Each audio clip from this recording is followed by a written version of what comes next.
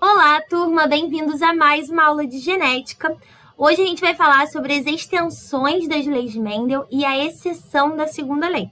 Então acompanhe aqui comigo nos slides. Bom, gente, como vocês já sabem, o Mendel criou as suas duas famosas leis que explicam a hereditariedade a partir dos padrões que ele encontrou nos cruzamentos com as ervilhas. Mas, como a gente já comentou aqui, essas leis elas não funcionam só para as ervilhas, elas funcionam para quase todos os seres vivos, inclusive para a gente. Só que existem alguns padrões diferentes aí ao longo do tempo que a gente foi descobrindo, diferentes do resultado que o Mendel obteve, e é sobre esses padrões que a gente vai conversar hoje. Então, a gente vai falar sobre essas extensões, essas derivações aí das leis de Mendel e também sobre a exceção da segunda lei. Bom, vamos começar então a analisar os diferentes tipos de interação entre alelos de um mesmo gene. Bom, como a gente já viu, existem então os alelos que são dominantes e os alelos que são recessivos, certo? E o que isso quer dizer? A gente viu até então o caso de dominância completa. Quer dizer que um heterozigoto que possui... Oi, Dorinha! Você adora aparecer no vídeo, né? Quer ficar famosa? É isso? Quer ser youtuber? Desce daí. Então, gente, o alelo dominante, ele vai ter uma expressão gênica, ele vai ter um produto, vai codificar um produto final, que vai mascarar a expressão gênica, o produto final codificado pelo alelo recessivo, certo? Então, se o indivíduo for um heterozigoto, ele vai apresentar o fenótipo do alelo dominante, certo? Então, esse caso aí que eu trouxe para vocês é o caso da cor da pétala da flor. Ai, gente, é muito difícil. Filha, eu vou tirar daqui, tá? Eu vou tirar desse quarto. Esse caso que eu trouxe para vocês é a cor da pétala da ervilha que o Mendel analisou, que pode ser roxa ou branca. Então, o alelo dominante, ele codifica uma enzima funcional que vai sintetizar o pigmento roxo, tornando então a pétala roxa. O alelo recessivo, ele codifica uma enzima que não é funcional, que não consegue produzir o pigmento roxo e, portanto, ele codifica uma pétala branca. Agora, se a planta for heterozigota, tiver uma versão do gene, alelo dominante e outro alelo recessivo, qual vai ser o fenótipo dele? Nesse caso, um alelo só produzindo a enzima funcional já é suficiente para a produção de pigmento roxo para deixar a flor roxa. E o fenótipo é idêntico à de uma planta que é homozigota dominante, No caso aí, azão-azão, certo? Então, o indivíduo que é heterozigoto azão-azinho, ele vai ter o mesmo fenótipo de um indivíduo azão-azão. Isso é o caso de dominância completa, tá? Mas existem outros tipos de dominância que a gente vai ver agora. Então, vamos analisar, todos esses tipos de dominância que eu trouxe para vocês, nessas imagens. Bom, a dominância completa que a gente acabou de ver, nesse caso, o heterozigoto, Então, ele tem a versão 1 e 2 do alelo, A1, A2, ou azão, azinho. O heterozigoto, ele vai ter o mesmo fenótipo idêntico ao homozigoto dominante. Não tem como você diferenciar os dois olhando só o fenótipo, certo? Eles são idênticos. Agora, existe o caso de dominância incompleta, em que o heterozigoto ele vai ter um fenótipo intermediário do azão e do azinho. Nesse caso, nem faz sentido botar maiúsculo e minúsculo, falar azão, azinho. Então, versão 1 e versão 2 do gene. Então, nesse caso aqui, o A1 ele codifica a pétala vermelha e o A2 ele codifica a pétala branca. Se o indivíduo, então, ele for A1, A2, e tiver as duas versões do gene, for heterozigoto, ele vai apresentar um fenótipo intermediário, como no caso aí, uma flor meio rosa, tá certo? E no caso da codominância, é muito fácil da gente confundir, tá? Dominância incompleta com codominância. Mas é diferente. No caso da codominância, o heterozigoto, ele vai apresentar tanto um fenótipo quanto o outro. Ele vai apresentar os dois fenótipos ao mesmo tempo. Então, é diferente de uma mistura de um intermediário, É um fenótipo intermediário, é uma característica rosa, que é diferente de vermelho e de branco. Agora, na codominância, vai aparecer tanto o fenótipo da versão 1, que é vermelha, quanto da versão 2, que é branca. na mesma planta, tá certo? Então, a grande diferença é essa entre dominância incompleta e dominância completa. Ai, gente, tá muito difícil de dar aula com essa bichinha aqui, ela fica mordendo minha mão. Olha só, o que a gente conversou sobre morder a mão da mamãe? Pode ou não pode? Não, né? Não, não.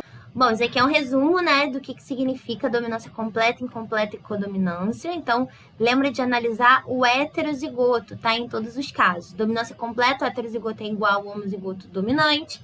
Heterozigoto, no caso da dominância incompleta, tem um fenótipo intermediário. E na codominância, o heterozigoto apresenta ambos os fenótipos. Então, por exemplo, fala aí pra mim, gente, isso aqui é um caso de dominância incompleta ou codominância? Essa espécie de galinha tem a pelagem branca ou preta, e aí quando você cruza um branco com um preto, dá uma prole cinza, né? Um cinza meio azulado. E aí quando você cruza esses cinzas, a proporção que a gente encontra na prole é 1 preto para 2 cinzas para 1 branco. E aí, gente, é um caso de dominância incompleta. Olha aí o heterozigoto apresentando um fenótipo intermediário. E esse caso aqui, gente, que é da anemia falciforme, que a gente já conversou sobre essa doença, né? Existe o alelo A, que codifica uma hemoglobina normal, e existe o alelo S, que codifica uma hemoglobina alterada, certo? Vou botar aqui, alterada. Nesse caso aqui, gente, é bem comum a gente ver os alelos escritos com letras diferentes, A e S. Eu prefiro usar uma mesma letra, eu trouxe esse exemplo porque é o exemplo mais comum mesmo, usar A e S, mas eu prefiro usar a mesma letra porque a gente está falando de um mesmo gene, continua sendo o mesmo gene, com alelos diferentes, só que ao invés de a gente botar azão, azinho, que não faz mais sentido na dominância incompleta e na codominância, a gente bota um númerozinho, ou então tem gente que bota letras diferentes, como aí no exemplo que eu trouxe. Bom, então vamos lá. O alelo A, ele codifica uma hemoglobina normal e o S, uma hemoglobina alterada. O indivíduo que é homozigoto AA, ele não vai ter nenhuma hemácia, né, nenhuma célula com o formato falciforme. O SS, ele vai ter todas as suas hemácias com formato falciforme. E o heterozigoto, ele vai ter hemácias normais, né, redondinhas, e vai ter hemácias falciforme. Então, nesse caso, é um caso de codominância, tá? Ele está apresentando os dois fenótipos ao mesmo tempo. Beleza, gente? Para você fazer um cruzamento, é exatamente da mesma forma que a gente viu nas outras aulas, né? É só você fazer um quadro de Punnett e aí você vai encontrar aqui, ó, os resultados da prole. Só que nesse caso, os heterozigotos, eles têm um fenótipo diferente, tá certo? Bom, um outro padrão aí diferente do que o Almeida encontrou foi o caso dos alelos letais. Então, o que é um alelo letal? Alelo letal é quando, em dose dupla, ele mata o indivíduo. Então, por isso, ele acaba alterando a proporção que a gente encontra fenotípica da prole. Porque, ó, por exemplo, no caso aí desses ratinhos, dessa espécie de rato, existe o alelo AY, que codifica a cor, a pelagem amarela. E o alelo A, que codifica o pigmento cinza, beleza? Então, o indivíduo que é heterozigoto, ó, a gente já mudou, tá? Agora aqui é uma dominância completa, a gente já mudou, não estamos falando de casos de tipos de dominância, agora a gente está falando de alelos letais, outro tópico. Então, ó, o indivíduo heterozigoto, AYA, ele vai apresentar, então, uma pelagem amarela, correto? Porque amarela é dominante sobre o cinza, beleza? Beleza. Aí, quando a gente cruza dois heterozigotos, a gente espera ver o quê? Uma proporção de 3 para 1, certo? 3 amarelos para 1 cinza. Só que nesse caso, a gente só vê 2 para 1. Aí as pessoas, quando foram aparecendo esses casos, os cientistas acharam que era alguma exceção da lei de Mendel, não estava funcionando. Mas não, gente, a lei de Mendel está funcionando nesse caso, só que a gente não observa o nascimento de uma parcela aí da prole. Porque esses alelos aqui, que no caso do exemplo é o AY, quando eles estão em dose dupla, o indivíduo morre. Então, ele é abortado e por isso que ele não aparece, então, na frequência, na contagem, tá certo? Continua sendo 3 para 1, só que a gente só observa 2 para 1, tá certo? Um caso famoso que acontece em humanos é um tipo de nanismo chamado acondroplasia, e os indivíduos que têm essa estatura baixa, né, os chamados anões, eles são heterozigotos. Então, no caso aqui, ele é o Dzão, Dzinho, Tyrion. E os indivíduos que não são anões, tipo eu sou Dzinho, Dzinho. E os indivíduos Dzão, Dzão não existem, tá? Eles morrem antes, se acontecer essa combinação, né, na fecundação, né, um óvulo e um espermatozoide conterem o Dzão, formando o indivíduo Dzão, Dzão homozigoto, esse indivíduo ele não vai se desenvolver e vai acontecer um aborto, tá certo? Então, nesse caso, a gente também espera uma proporção diferente da primeira lei de Mendel, né? Então, por exemplo, gente, se dois anões, né, se duas pessoas que têm acondroplasia, né, eles são heterozigotos, se eles cruzarem, qual é a chance deles terem um filho anão? Qual é a chance deles terem um filho não anão? Vamos fazer o quadro de Punnett? Gente, quadro de Punnett sempre. Então, vamos lá, ó. Esse indivíduo produz gametas Dzão e Dzinho. Esse daqui, a mesma coisa, Dzão ou Dzinho. Então, vamos lá, vamos fazer o encontro. Dzão encontrando com Dzão, fica Dzão, Dzão, Dzão, Dzinho, Dzão, Dzinho, Dzinho, Dzinho. E aí, lembra que o Dzão, ele é letal em dose dupla. Então, este indivíduo aqui, ele não pode entrar na nossa conta. Então, qual é a chance desse casal ter um filho anão? É 2/3. Lembra que o denominador são todas as possibilidades. Agora não são mais 4 quadradinhos, a gente está contando só 3. Então, é 2/3 de chance desse casal ter um filhinho anão também, com o mesmo tipo de característica.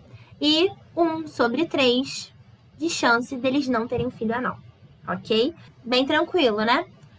Bom, continuando, a gente tem também o caso dos alelos múltiplos, porque até então, né, todos os exemplos que eu passei para vocês nessa e nas outras aulas eram genes que possuíam 2 tipos de alelo, certo? O azão e o azinho. Mas pode acontecer de um mesmo gene ter vários tipos de alelo. Lembra que os alelos surgem a partir de mutações. Então, se tiver uma mutação diferente naquele gene, vai ser um novo alelo que vai surgir. Não necessariamente só tem duas versões de um mesmo gene. Pode ter vários tipos de versão do mesmo gene. O caso aqui famoso da pelagem dos coelhos que eu trouxe para vocês, essa característica é condicionada por 4 tipos de alelos de um mesmo gene. Quais são esses alelos? É o alelo Czão, o alelo Czinho CH, o alelo Czinho H e o alelo Czinho. Tem alguns lugares, alguns livros que botam um Azinho aqui. Eu gosto de botar um tracinho aqui no Czão para identificar que ele é maiúsculo, né? Porque o C é uma letra bem ruinzinha de você identificar o maiúsculo e o minúsculo, né? Bom, então como é que funciona esses 4 tipos de alelo? A relação entre esses alelos pode ser de dominância completa, de dominância incompleta, de codominância. Então, a relação entre eles pode variar. No caso aqui, o Czão, como a letra maiúscula já nos informa, ele é dominante sobre todos os outros. Então, ó, lembra que existem 4 tipos de alelos aí na população dos coelhos, mas cada coelhinho vai ter só 2 alelos. Nós somos diploides. Lembra da primeira lei de Mendel? Nós temos 2 fatores, 2 genes de cada característica. E na hora de passar para o nosso filho, a gente passa só 1. Então, embora exista 4, cada indivíduo só tem 2, tá? O Czão, ele é dominante sobre todos os outros. E esse alelo, ele codifica o fenótipo selvagem, ou agute, que é esse coelhinho fofo marronzinho. O Czinho CH, ele codifica o chinchila, que é esse cinza. E o Czinho H codifica o himalaio, que é branquinho com as extremidades pretas. E o Czinho, ou Czinho A, né, Czinho puro ou Czinho A, ele corresponde ao coelhinho albino, o famoso coelhinho de pelo branquinho. E como é que é a relação de dominância em relação a eles, como a gente estava falando? O Czão, ele é dominante sobre todos eles. O Czinho CH, ele é dominante sobre o Czinho H e o Czinho. O Czinho H é dominante sobre o Czinho. E o Czinho, ele é totalmente recessivo. Ele só manifesta, então, a sua característica que é albina se tiver em dose dupla, tá? Czinho, sozinho. Então, vamos dar uma olhada aqui nos genótipos, gente, ó. Se o indivíduo ele tiver um Czão, não importa qual seja o outro alelo que ele possui, ele vai ser selvagem, tá certo? Porque o Czão, ele é dominante sobre todos os outros. Então, para ser chinchila, tem que ter esses genótipos aqui, para ser himalaio esse e para ser albino esse daqui. Vamos fazer um exemplo? Ó, eu trouxe aqui um indivíduo, um coelhinho, que é Czinho, CHCzinho. Qual é o fenótipo desse coelhinho? Ele é... Ai, que fofinho meu coelhinho, gente. Ele é chinchila, né? Porque o CH, ele é dominante sobre o Czinho. Então, ele vai ser chinchila, vai ser cinza, né? Então, ele é chinchila.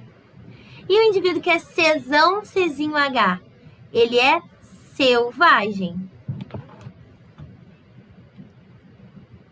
Por quê? Porque o Czão é dominante sobre o Czinho H, que corresponde ao Himalaia, né? Beleza, se esses dois indivíduos que são heterozigotos cruzarem, trouxe aí todos os alelos de um cruzamento só, né? Pra vocês verem que funciona da mesma forma que a gente tem feito até então. É só você fazer o quadro de Punnett. Então, o cruzamento aí de dois indivíduos heterozigotos, chinchila com selvagem, qual vai ser a proporção fenotípica esperada para a prole desse cruzamento? Vamos dar uma olhada? Vamos fazer o quadro de Punnett? Então, vamos lá. Esse indivíduo aqui, ele pode passar para o seu filho um Czinho CH ou um Czinho. Esse outro indivíduo aqui, ele pode passar um Czão ou um Czinho H. Vamos fazer os encontros agora dos gametas dos dois progenitores. Czão encontra com Czinho CH, vai ser um indivíduo selvagem. Você vê que eu já botei o alelo dominante na frente, né? Porque é convenção. O alelo que é dominante a gente bota do lado esquerdo, né? Aqui embaixo, Czão com Czinho. Vai ser um coelhinho selvagem. E aqui, ó, Czinho H encontrando com Czinho CH. Qual era o dominante mesmo entre esses dois? É o Czinho CH. Então, esse indivíduo aqui, ele vai ser chinchila. E por último, o encontro do Czinho H com Czinho. Qual que era o dominante? Na relação desses dois, é o Czinho H. Então, vai ficar Czinho H, Czinho. E vai ser o indivíduo Himalaia. Olha que interessante. Um cruzamento de um chinchila com um selvagem pode dar um himalaio. Tá certo? Então, a proporção aqui vai ser 2/4, né? Ou 1/2 selvagem, 1/4 de chinchila e 1/4 de Himalaia. Tá certo? Gente, eu trouxe esse cruzamento, mas lembra que vocês podem brincar aí, ficar trocando os pais para descobrir aí qual é a proporção fenotípica da prole, tá? Só trouxe umzinho pra gente exemplificar para vocês conseguirem fazer de boas o questionário referente a essa aula. Bom, um exemplo que acontece em humanos é o caso dos alelos responsáveis aí pelo nosso tipo sanguíneo no sistema ABO. Quais são esses alelos? São 3. É o IAzão, IBzão e Izinho. Como o nome já diz, né, como o maiúsculo e minúsculo já estão aqui representando, o Izinho ele é recessivo em relação a esses dois. Então, esses dois aqui são dominantes sobre o Izinho. E o Izão A e o Izão B, eles têm uma relação de codominância. O Izão A ele vai ser responsável pela produção de um polissacarídeo lá na membrana da hemácia, que é o polissacarídeo A. Tá certo? Então, o indivíduo que só produz o polissacarídeo A, ele vai ser do tipo A. Olha só como é que são as hemácias dele, ó, com esses triângulozinhos aqui. O alelo Izão B, ele vai codificar o polissacarídeo, né, o carboidrato B, tá certo? Que é essa bolinha aqui. O indivíduo que só produz esse tipo de polissacarídeo é o indivíduo do tipo B, tá certo? Então, o indivíduo que só produz polissacarídeo A, ele é do tipo A. Quem produz só polissacarídeo B é do tipo B. E quem produz os dois, né? Olha só, esse indivíduo aqui, ele tem tanto A quanto B. Tá vendo que isso é um caso de codominância, certo? Esse indivíduo vai ser AB. E o indivíduo que não produz nenhum dos dois, nem A nem B, ele vai ser do tipo O, que originalmente era 0, né? Depois se transformou em O, mas o original era sistema AB0. Hoje em dia a gente chama de sistema ABO. Então, vamos ver como é que é o genótipo desses indivíduos. Para o indivíduo ser do tipo A, ele precisa ter Izão A, certo? E aí ele pode, sempre tem 2, né? Então, ele pode ser Izão A ou Isão A, Izinho. Uma vez que o Izinho ele vai ser recessivo, vai ficar mascarado. O que foi, meu amor? Vocês estão ouvindo esse miadinho? Eu não sei o que ela quer. É fome? Ih, eu acho que é fome. Vamos comer? Deixa a mamãe só terminar esse slide. Aí eu boto comida pra você. Tá? Então, gente, ó, o genótipo do indivíduo que é do fenótipo A, ele pode ser homozigoto, né? Ser Isão A, Isão A, ou ser heterozigoto, Isão A, Izinho. O indivíduo do tipo B, mesma coisa, só que com B, né? Isão B, ou Isão B, Izinho. E o indivíduo que é AB, ele tem que ter um alelo que codifica o A, né? O polissacarídeo A, e o polissacarídeo B. Então, ele só tem uma opção aqui de genótipo. Ele é Isão A, Isão B. E o indivíduo que é O, ou seja, zero, ele não produz nenhum dos dois, ele também só tem uma opção. Ele é Izinho, Izinho, tá certo? Vou dar comidinha aqui pra ela agora e já volto. Oi, voltei. Então, vamos analisar um caso real, que é o caso do Chaplin, que aconteceu aí no início do século passado. Como a genética do tipo sanguíneo já era conhecida nessa época, ela era usada, ela era útil para fazer testes de paternidade. Né? Não se tinha ainda o teste de DNA, né? Vamos lembrar que o Watson e Crick desvendaram a estrutura do DNA em 53, né? Demorou ainda mais algumas décadas para a gente conseguir manipular esse DNA, para a gente conseguir fazer teste de paternidade. Então, nessa época, eles conseguiam utilizar a informação do tipo sanguíneo para testar a paternidade. E foi isso que aconteceu com o Chaplin. O Chaplin teve um romance aí entre 1941 e 1942 com essa mulher chamada Joan Barry. E depois do término desse namoro, cerca de um ano depois, ela apareceu com um bebezinho dizendo que o bebê era filho do Chaplin, que queria pensão, etc e tal. E a Chaplin negou, e o caso foi à justiça, e aí eles utilizaram a informação, né, do tipo sanguíneo deles para fazer esse teste de paternidade. O Chaplin é do tipo sanguíneo O. A mulher Joan Barry é do tipo sanguíneo A e o bebê é do tipo sanguíneo B. Com essas informações, será que a gente tem argumento suficiente para mostrar que o Chaplin não era pai dessa criança? E aí, gente, pensa aí nos genótipos de cada um, pensa se é possível ou não, o indivíduo O com A gerar um indivíduo do tipo B.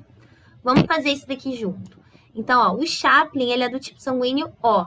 Lembra que quem é do tipo sanguíneo O só tem uma opção de genótipo. Qual é? Izinho, Izinho.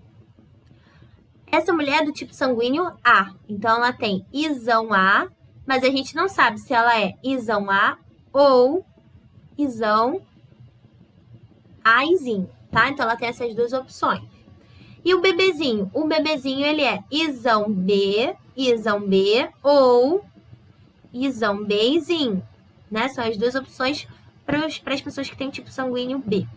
Então, gente, não tem como esse casal dar origem a um bebê do tipo B. Por quê? É só a gente observar que esse bebê, ele tem esse genótipo, né? Isão B ou Isão Bzinho. E esses alelos, eles têm que ter vindo um do pai e um da mãe, certo? Quem dos dois que deu o alelo Isão B para essa criança?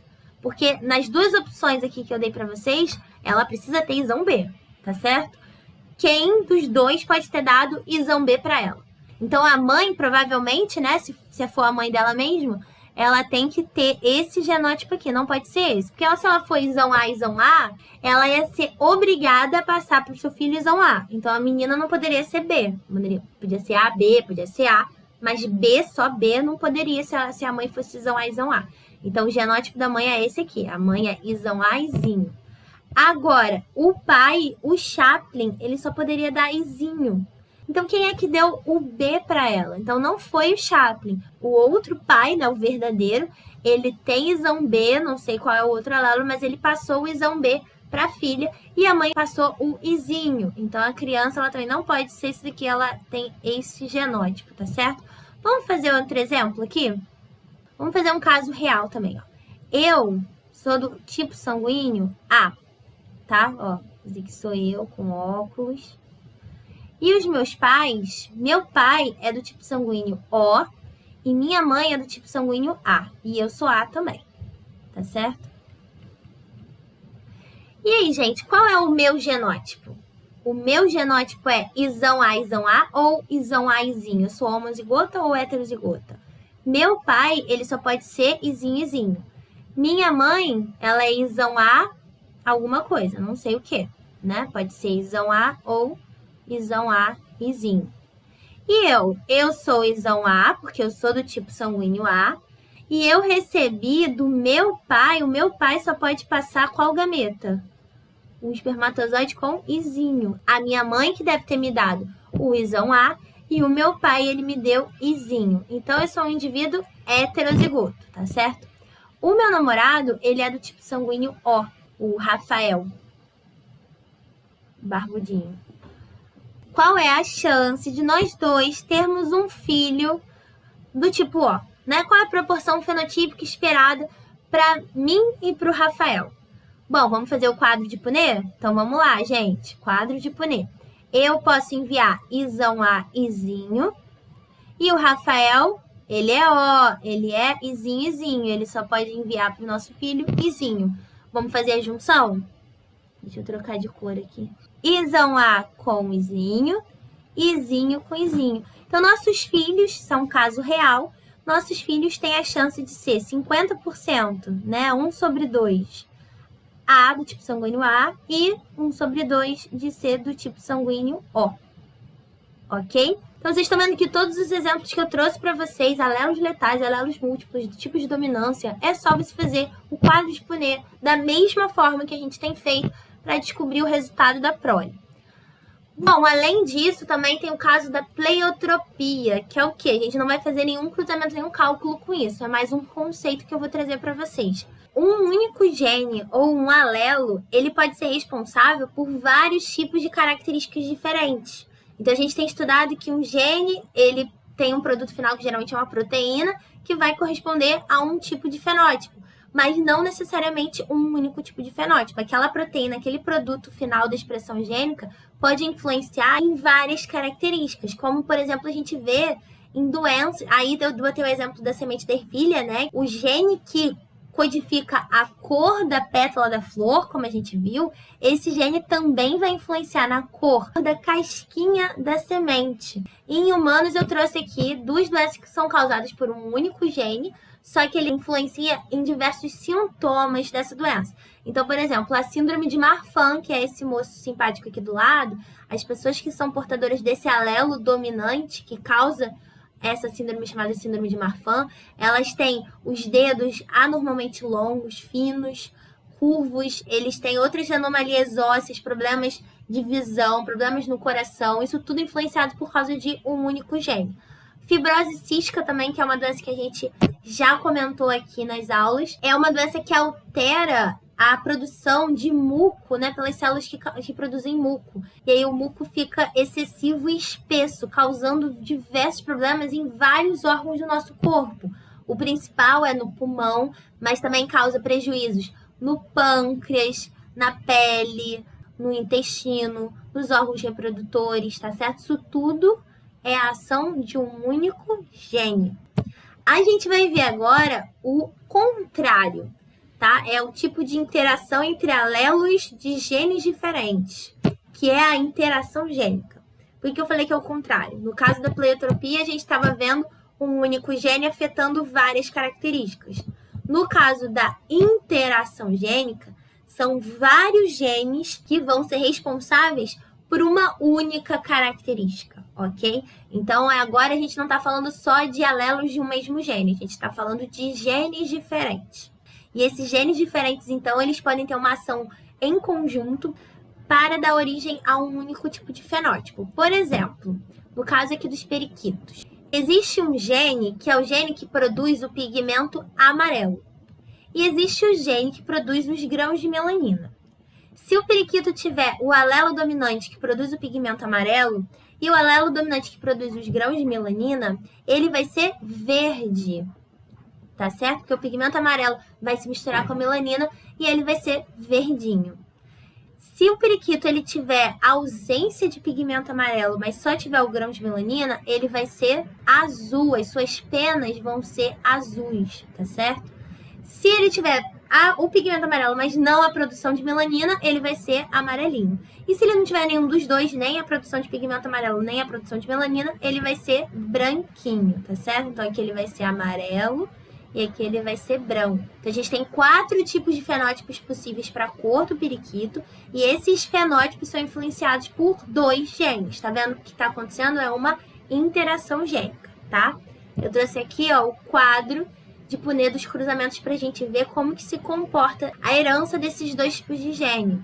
Então, olha só, o indivíduo verde, que é todo dominante, cruzou com o indivíduo branco, que é todo recessivo.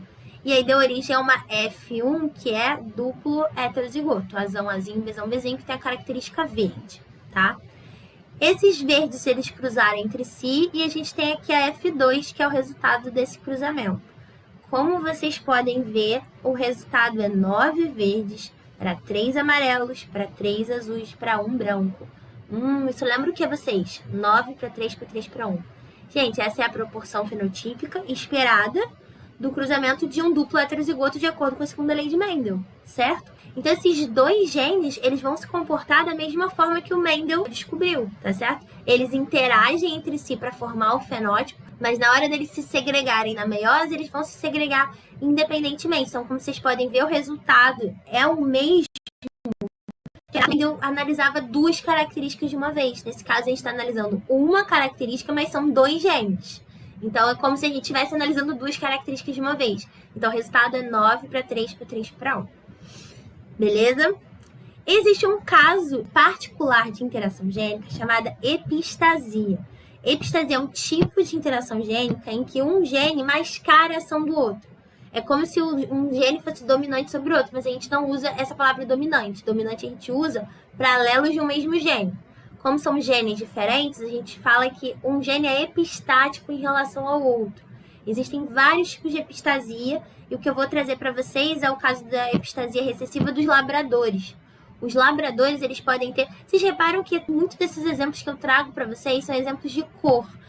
Por quê? Porque são exemplos mais fáceis de entender, de ilustrar, tá certo? Mas isso acontece com outras características que não a cor, tá, gente? Mas é muito melhor para eu trazer para ilustrar para vocês.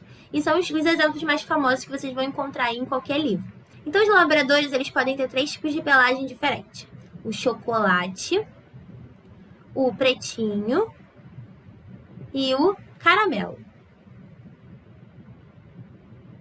E essa pelagem, são 2 genes que são responsáveis por essa pelagem, tá certo? Existe um gene que é o B, que produz um pigmento. Se for o Bzão, né, o alelo dominante, ele vai produzir um pigmento preto.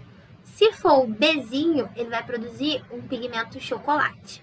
E existe um outro gene que vai depositar esse pigmento que foi produzido, ou o pigmento preto ou o pigmento chocolate, lá no pelo do cachorrinho. Esse gene é o gene E. Se o indivíduo ele for Ezão, ele vai colocar o pigmento. Então, um labrador que ele é chocolate, ele é Bzinho, Bzinho, Ezão, alguma coisa. Ele é dominante para o Ezão. Ele é recessivo para o B. E ele tem a característica de depositar o pigmento. Ele é Ezão, Ezinho ou Ezão, Ezão. E o cachorrinho que é preto, ele é Bzão, alguma coisa, né? Ele é Bzão, Bzão ou Bzão, Bzinho, que ele produz pigmento preto, que é dominante sobre o pigmento chocolate. E ele também é Ezão. Ezão, Ezão ou Ezão, Ezinho, tá? Então, Ezão tracinho, beleza? E o cachorrinho que é caramelo? O cachorrinho que é caramelo, ele é caramelo porque ele não deposita nem o chocolate, nem o preto. Então, ele é Ezinho, Ezinho. Ah, e qual é o genótipo dele em relação ao B? Tanto faz. Ele vai ser Bzão, Bzão, Bzão, Bzinho, Bzinho, Bzinho. Tanto faz qual é o genótipo dele em relação ao B. Se ele for Ezinho, Ezinho, ele vai ser caramelo. Porque Ezinho, Ezinho, ele não deposita o pigmento. Então, tanto faz se ele produz pigmento chocolate ou preto, porque ele não vai depositar. Vamos ver como é que vai ficar o cruzamento de 2 duplos heterozigotos? Então, lembrando que o duplo heterozigoto, ele vai ser preto, certo? Porque ele tem Bzão, que produz o preto, e Ezão, que deposita o pigmento. Então, 2 duplos heterozigotos cruzando, vocês já fizeram esse quadro aqui, a gente espera o quê? 9 para 3 para 3 para 1. Mas sabe o que vai aparecer? Qual é a proporção fenotípica que vai aparecer? 9 para 3 para 4. Sabe por quê? Porque se tiver Ezinho, Ezinho, o cachorro vai ser caramelo. Então, em vez de ser 9 para 3 para 1, esse 3 para 1 se juntou e ficou 4. Ah, então quer dizer que a segunda lei não está funcionando? Está funcionando, ela só está sendo mascarada, é uma derivação da segunda lei, tá certo? Então é 9 para 3 para 1 ainda está acontecendo aqui. Só que o 3 e o 1 estão com o mesmo fenótipo, então juntou essas duas proporções. Olha só, deixa eu escrever aqui para vocês, ó. A gente espera 9, Bzão, tracinho, Azão, tracinho. 3, Bzão, tracinho, Ezinho, Ezinho. 3, Bzinho, Bzinho, Ezão, tracinho. E 1, Bzinho, Bzinho, Ezinho, Ezinho. Esses dois aqui, ó, vão ser caramelo, porque eles têm Ezinho, Ezinho. Então, não importa o B aqui. Se for Ezinho, Ezinho, ele vai ser caramelo. Então, junta o 3 com 1 é um caso de epistasia. Existem outros tipos de epistasia, que junta o 9 com 3, fica 12 para 3 para 1. Tá? Eu trouxe aí o mais famoso, que é o caso da epistasia recessiva. Bom, agora que a gente já viu várias extensões e derivações das leis de Mendel, eu vou mostrar para vocês a exceção da segunda lei. A segunda lei é a lei da segregação independente e nem sempre ela vai acontecer. Vamos lembrar aqui, ó. Azão, Azinho, Bzão, Bzinho. É um indivíduo heterozigoto. Aonde que estão esses genes mesmos? Lá nos cromossomos. Então, o gene A, ele está em um par de cromossomos homólogos, né? O Azão está num cromossomo e o Azinho está na mesmo loco, na mesma altura do cromossomo homólogo, certo? Em outro par de cromossomo homólogo, a gente tem o gene B, que tem o Bzão e o Bzinho. Botei de cores diferentes para representar a origem diferente. Então, o vermelho veio de origem materna e o verde veio de origem paterna, ok? Mas, gente, vocês sabem que um cromossomo ele não tem só um gene, né? Esse cromossomo aqui é uma molécula gigante de DNA que contém vários genes. E por que quando a gente, então, está analisando dois genes, eu botei um em cada cromossomo? Por que não poderia esses genes estarem, que a gente chama de ligados, na mesma molécula? Por exemplo, aí no desenho que eu desenhei para vocês, ó. O A e o B, eles estão no mesmo cromossomo. Um cromossomo tem centenas de genes. Então, se eu estou analisando dois genes, a gente tem duas opções. Ou esses dois genes estão em cromossomos separados, em pares de homólogos separados, ou eles estão no mesmo cromossomo. Se eles estiverem no mesmo cromossomo, a gente chama eles de genes ligados. E dessa forma, a segunda lei de Mendel não funciona. Sabe por quê? Porque, de acordo com a segregação independente, que é a segunda lei de Mendel, os alelos que você recebeu da sua mãe e do seu pai, na hora de você produzir a sua meiose, de você produzir os seus gametas, eles não vão ficar grudados entre si. Eles são independentes. Então, o Azão e o Bzão vieram da mãe, certo? O Azinho e o Bzinho vieram do pai. Mas na hora desse indivíduo aqui produzir os seus gametas, o Azão pode vir com o Bzinho. Lembra daquela configuração da metáfase? Se naquela hora da metáfase 1, o Bzinho estiver embaixo do Azão, a gente já sabe que no futuro eles vão ficar numa célula juntos. A chance do Azão, então, ser enviado para uma célula junto com o Bzão ou o Bzinho é a mesma. Então, a gente produz, na segregação independente, gametas na mesma frequência. Qual gameta que esses indivíduos podem produzir mesmo? Ó, Azão, Bzão, Azão, Bzinho, Azinho, Bzão ou Azinho, Bzinho, numa frequência de 1/4 cada. Isso foi o que o Mendel descobriu. Agora, se os genes que a gente está analisando estiverem ligados, isso não vai acontecer. O indivíduo ele vai continuar produzindo os 4 tipos de gameta. Azão, Bzão, Azinho, Bzinho, Azão, Bzinho, Azinho, Bzão. Só que, ó, repara, nesse caso, eu coloquei o Azão e o Bzão, os alelos dominantes, juntos. Isso aqui é um exemplo, tá, gente? Poderia estar o Azão com o Bzinho vindo da mãe. Eu escolhi tudo dominante vindo da mãe e tudo recessivo vindo do pai, tá? Então, o Azão e o Bzão, eles estão ligados entre si, assim como o Azinho e o Bzinho. Então, esses dois tipos de gametas são os gametas que a gente vai chamar de parentais. Eles têm uma frequência muito mais alta do que os demais gametas. Ó, Azão e Bzão, eles têm uma chance muito grande deles serem enviados para o mesmo gameta juntos. Azinho e Bzinho também. Pô, mas como então que vai produzir esses outros aqui, né? Os gametas que a gente chama de gametas recombinantes. Como que vai ter a produção de azão com bezinho? E azinho com bezão se eles estão grudados? Ah, acontece uma coisa muito mágica na meiose, bem no início, na prófase 1, chamada de crossing over. Ou, em português, permutação. Essa permutação é o quê? Os cromossomos homólogos, eles podem, aleatoriamente, em algum ponto deles, trocar um segmento. Então, pode acontecer isso aqui, ó. A troca de um segmento de um cromossomo homólogo com outro. Isso não caracteriza uma mutação. Por quê? Você está trocando uma região correspondente com uma outra região correspondente. Então, aqui tem o gene MAR, aqui também vai ter o gene MAR. Não necessariamente os mesmos alelos, mas não necessariamente os mesmos alelos. Então, um cromossomo não vai ficar com gene a mais ou o outro vai ficar com gene a menos. Não, eles vão trocar segmentos correspondentes. Isso é a permutação gênica. Então, se acontecer uma permutação gênica entre esses dois genes, repare que se acontecer a permutação gênica aqui em cima, trocou esse pedaço com esse pedaço, o azão vai continuar com bezão, o azinho vai continuar com bezinho. Agora, se trocar bem no meio desses dois genes, a gente vai ter, então, a formação desses gametas aqui, que a gente chama de gametas recombinantes. Só que eles vão estar numa frequência muito mais baixa do que os gametas parentais. Então, como é que a gente descobre se os genes estão ou não segregando independentemente? É só você olhar a proporção fenotípica de um cruzamento. Se estiver batendo com o que o Mendel esperava, que é todos os gametas são produzidos na mesma frequência, está seguindo a segunda lei de Mendel. Se não está batendo, se estiver aparecendo um fenótipo numa proporção muito diferente da esperada para a segunda lei de Mendel, então a gente supõe que aqueles genes estão ligados, ok? E isso é muito importante, porque quando a gente vai calcular a probabilidade, né? Porque a genética é isso, ela tem esse poder de prever o futuro, de prever as probabilidades de chance de nascer com uma determinada característica ou outra.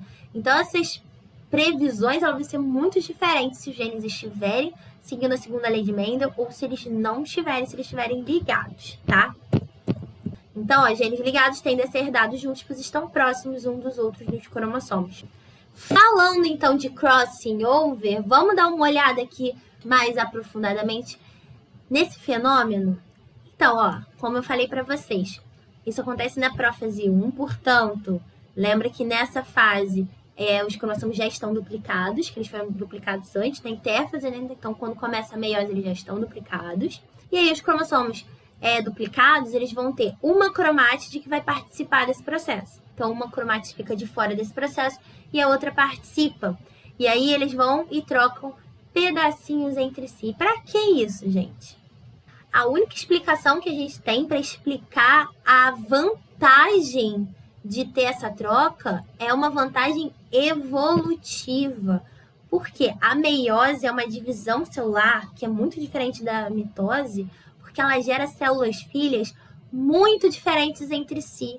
Então, cada gameta que a gente produz é diferente um do outro, tem combinações de baralhos, né? Na analogia do baralho que a gente estava falando, de alelos diferentes um do outro, por dois motivos. Primeiro, a gente viu na aula passada e nessa aula agora também, que durante a metáfase 1, nessa fase, os cromossomos, então, eles vão para o centro da célula e, nesse momento, eles já ficam direcionados para onde, para qual polo que eles vão ser levados, certo? E aí existem várias combinações possíveis que podem ser feitas. Então, por exemplo, essa célula aqui que a gente está analisando é uma célula 2N, né, diploide, tem parzinho, que tem 4 cromossomos. Então, ela é 2N igual a 4, certo? Quantos tipos de gameta diferentes essa célula pode produzir? Então, ela tem, ó, 2 cromossomos grandões e 2 cromossomos pequenininhos. Um veio da mãe, outro veio do pai. Então, vamos supor que o azul é o conjunto de cromossomos que veio da mãe e o vermelho é o conjunto de cromossomos que veio do pai. Então, ela tem 2 pares de cromossomos. E na hora de produzir o gameta, né, no final da meiose, a gente vai ter células que vão ter um cromossomo grandão, um pequenininho. Não vai ter mais o parzinho, né? 2 grandões, 2 pequenininhos. Vai ser um grandão e um pequenininho. Quantas combinações possíveis podem ser feitas? E isso vai ser definido sempre na metáfase 1. A combinação possível pode ser essa daqui, ó, um grandão azul com um pequeno azul, ou um grandão vermelho com um pequeno vermelho, ou um grandão azul com um pequeno vermelho, ou um grandão vermelho com um pequeno azul. Acompanharam? Isso daqui a gente está falando de uma célula que tem 4 cromossomos. Agora, vamos lembrar quantos cromossomos a gente tem mesmo? Só para a gente pensar na nossa espécie um pouquinho, nós temos 46 cromossomos, 23 pares. E aí, gente, na hora de fazer a nossa meiose, a gente tem muitas opções de combinações possíveis que a gente pode enviar esses cromossomos. Lembra que a célula resultante da meiose, ela vai conter todos esses cromossomos, mas em doses simples. Então, ela vai ter um do par 1, um do par 2, um do par 3, um do par 4. Mas qual deles eles vão ter é aleatório. Então, pode ter um gameta que vai ter um cromossomo grande desse rosa, esse daqui do par 2 azul, esse daqui azul também, esse daqui rosa. Cada gameta vai ter uma combinação diferente de cromossomos. Então, pensa só, eu tenho 2 tipos de chapéu, 2 tipos de blusa, 2 tipos de saia, 2 tipos de óculos, 2 tipos de batom, 2 tipos de calcinha, 2 tipos de sutiã. Quantos looks eu posso fazer diferentes? Vocês lembram da aula de análise combinatória, como é que a gente faz essa conta? Eu tenho aqui 23 pares de cromossomos. Quantos tipos de combinações diferentes eu posso fazer pegando um cromossomo de cada? A conta é a seguinte, ó, eu não tenho 2 cromossomos de cada e eu não tenho que selecionar um. No caso aqui, ó, 2N igual a 4. Essa célula, ela continha só 4 cromossomos, ou seja, 2 pares de cromossomos. Então, como é que a gente faz essa conta? A gente vai botar 2 elevado a quantos pares a gente tem. Então, por exemplo, a quantidade de look. 2 elevados a quantos acessórios eu comentei com vocês. Então, era blusa, chapéu, óculos, batom. A gente vai contar e vai botar elevado aqui, tá certo? No caso aqui é pares de cromossomos. Então, ela tem 2 pares de cromossomos. Então, é 2 elevado a 2. Qual é o resultado de quantas combinações possíveis essa célula pode produzir? 4 tipos de combinações possíveis, como a gente acabou de ver, né? Combinação 1, 2, 3 e 4. Vamos fazer essa conta agora para os nossos 23 pares de cromossomos? É 2 elevado a 23. Gente, vai lá na calculadora e bota esse número aqui. É mais de 8 milhões de combinações. É mais, tá? Mais que 8 milhões de combinações. Se nem tivesse a permuta, só tivesse essa combinação aleatória dos cromossomos, a gente tem mais de 8 milhões de tipos de gametas que eu posso produzir. O Rafael, meu namorado, tem mais de 8 milhões de tipos de gametas que ele pode produzir. Quando faz a combinação e produz um indivíduo, a gente vai ter sempre um indivíduo com combinações únicas, né? Com um DNA único, né? Exceção dos gêmeos idênticos, né? Monozigóticos. Cada pessoa, numa população que se reproduz de forma sexuada, né? Porque isso aqui é um resultado da reprodução sexuada, certo? Os indivíduos que fazem reprodução assexuada não tem essa produção de gameta, não tem essa combinação de DNA do macho e da fêmea, né? De indivíduos diferentes. Então, a reprodução sexuada nos permite produzir indivíduos novos, com combinações novas, muito diferentes entre si. Então, cada filho meu vai ser diferente. Embora eles tenham características minhas e do Rafael, as combinações do baralho vão ser diferentes para cada um desses filhos. E além, então, dessas combinações, que podem ser muitas, os cromossomos ainda sofrem permutação. Então, isso daqui são os meus cromossomos que sofreram permutação gênica ou crossing over. Olha só, eles trocaram um pedacinho, né? O cromossomo homólogo trocou um pedacinho com outro cromossomo homólogo e dessa forma misturou mais ainda os genes, os alelos, as combinações possíveis que podem ir para o meu filho. Então, a gente já perde a conta aí de quantos tipos de gametas diferentes um indivíduo humano pode produzir, certo? Se fosse só pelas combinações diferentes de cromossomos, a gente teria aí mais de 8 milhões. Mas, além disso, também os cromossomos sofrem permuta, gerando, então, novas combinações, o que é muito importante para a evolução e a adaptação das espécies. Eu trouxe esse quadro aqui que tem uma imagem que contém vários tipos de raças humanas, né? É bom lembrar que para a biologia, para a genética, não existe uma diferença significativa entre os humanos para definir raças diferentes. Não existe raça em humanos, todo mundo pertence à mesma raça. A gente usa raça no sentido mais social, né? Que tem um fator histórico, ético muito importante e que é fundamental para os grupos se organizarem para lutar por direitos. Então a gente pode falar sim de raça nesse sentido. No sentido genético e biológico, não existe. Por quê? Porque os humanos teve um período aí que eles ficaram bem isolados, né? A gente se segregou, né, para vários continentes e a gente ficou algum tempo isolado. Isso gerou o quê? Características distintas entre os povos. Então, tem um povo que tem o olhinho mais puxado, tem outro que tem um nariz maior, tem um que é mais branco. Então, a gente ficou isolado tempo suficiente para essas novas características não se misturarem, mas logo depois que a gente voltou a ter comunicação entre si, a gente misturou todas essas características e nunca geramos raças diferentes. E essa mistureba, então, ela é muito importante para a adaptação das espécies, porque a seleção natural, como a gente já viu, ela vai atuar escolhendo não só um fenótipo, mas um conjunto de fenótipos, uma determinada combinação que vai ter uma vantagem reprodutiva maior, ou seja, aquele indivíduo ele vai conseguir passar sua informação genética mais do que o indivíduo que tem outro tipo de combinação.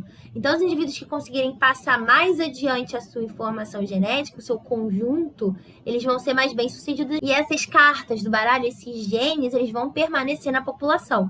O conjunto de genes que for menos adaptado àquele local, àquele ambiente, ele então vai ser perdido. E por isso que é importante então a gente gerar combinações diferentes para a seleção natural, então ter matéria-prima para ela poder agir e escolher as combinações diferentes, porque se a gente tiver menos variabilidade genética, menos combinações, a seleção natural pode ser bem dura, porque qualquer alteração ambiental pode dizimar aquela população, aquela espécie, se ela não tiver combinações diferentes que vão propiciar ela a se adaptar a diferentes ambientes, diferentes situações, tá certo? Lembrando que cada combinação ela vai ser adaptada para um tipo de ambiente, para outro vai ser outro tipo de combinação. Então é importante que tenha essa variabilidade genética que é proporcionado pela meiose, né? Então a gente viu que as mutações elas geram alelos novos, mas a meiose ela embaralha essas cartas no baralho. Então, como se a mutação produzisse um trem de copas, né, produzisse uma carta nova, mas a meiose que distribui essa carta, gerando indivíduos com combinações de características diferentes um do outro. Gente, a aula de hoje fica por aqui. Não esquece de ir lá fazer o questionário e até a aula que vem, tá?